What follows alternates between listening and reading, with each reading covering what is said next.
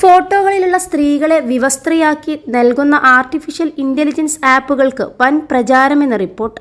September മാസത്തിൽ മാത്രം ഇത്തരം ആപ്പുകളിലേക്കുള്ള വെബ്സൈറ്റുകളിലേക്കുമുള്ള ട്രാഫിക് 24 ലക്ഷം കടന്നെന്നാണ് സോഷ്യൽ നെറ്റ്വർക്ക് അനാലിസിസ് കമ്പനിയായ ഗ്രാഫിക്ക പറയുന്നത്. ഇതൊരു വലിയ ഓൺലൈൻ ബിസിനസ്സായി മാറുകയാണെന്ന് ഗ്രാഫിക്കയുടെ റിപ്പോർട്ടിൽ പറയുന്നു. വ്യക്തികളുടെ സമ്മതമില്ലാതെ ആർക്കും ആരുടെയും ചിത്രങ്ങൾ ഇങ്ങനെ നഗ്നമാക്കാം എന്നതാണ് ഇത്തരം ആപ്പുകളുടെ പ്രത്യേകത. അതേസമയം ഇത്തരം ആപ്പുകളുടെ പ്രവർത്തനം സംബന്ധിച്ചുള്ള നിയമപ്രശ്നങ്ങൾ ഇതുവരെ ചർച്ചയ്ക്ക് വന്നിട്ടില്ല. ഇത്തരം 34 സേവനദാതാക്കളെയാണ് ഗ്രാഫിക്കയുടെ പഠനം ചൂണ്ടിക്കാട്ടുന്നത്. ഈ വെബ്സൈറ്റ് അഥവാ ആപ്പുകളിലേക്ക് സെപ്റ്റംബർ മാസത്തിൽ 24 ദശലക്ഷം സന്ദർശകരുണ്ടായി. ഇത്തരം ആപ്പുകളുടെ എണ്ണം വർദ്ധിക്കുന്നതിൻ്റെ കാരണമായി ഗ്രാഫിക്ക ചൂണ്ടിക്കാട്ടുന്നത് open source AI image diffusion മോഡലുകളുടെ ലഭ്യത കൂടുതലാണ് എന്നതാണ്. വളരെ എളുപ്പത്തിലും ചുരുങ്ങിയ ചെലവിലും AI സേവനം നൽകാൻ വെബ്സൈറ്റുകൾക്ക് സാധിക്കുന്നു. ഇത്തരം വെബ്സൈറ്റുകൾ വഴിയുള്ള സ്പാ മെസ്സേജുകൾ 2000% ഒരു വർഷത്തിനുള്ളിൽ വർദ്ധിച്ചിരിക്കുന്നത്.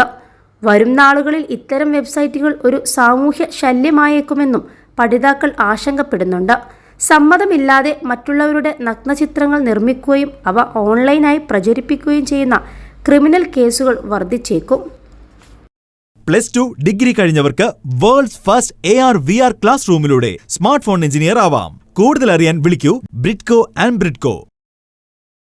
ഇതിനോടകം തന്നെ AI ആപ്പുകൾ പലതും ലൈംഗികത സ്ഫുരിക്കുന്ന ചിത്രങ്ങൾ ജനറേറ്റ് ചെയ്ത് നൽകുന്നത് വാർത്തയായിട്ടുണ്ട്.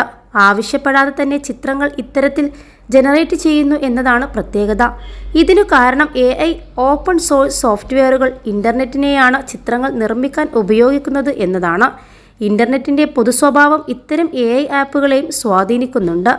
ഇത്തരം നഗ്ന ചിത്രങ്ങൾ പ്രചരിപ്പിച്ചാൽ ഇന്ത്യൻ നിയമപ്രകാരം എന്ത് ശിക്ഷയാണ് ലഭിക്കുക എന്നും കൂടി നിങ്ങൾ അറിയേണ്ടതുണ്ട്.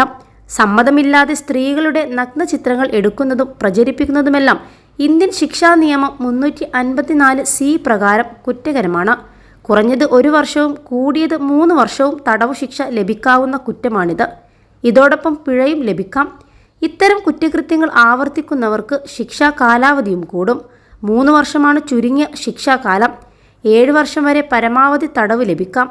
ഇതിനും പിഴയുണ്ട്. ആദ്യത്തെ തവണ ജാമ്യം ലഭിക്കുമെങ്കിലും കുറ്റം ആവർത്തിച്ചാൽ അത് ജാമ്യമില്ലാത്ത കേസാണ്.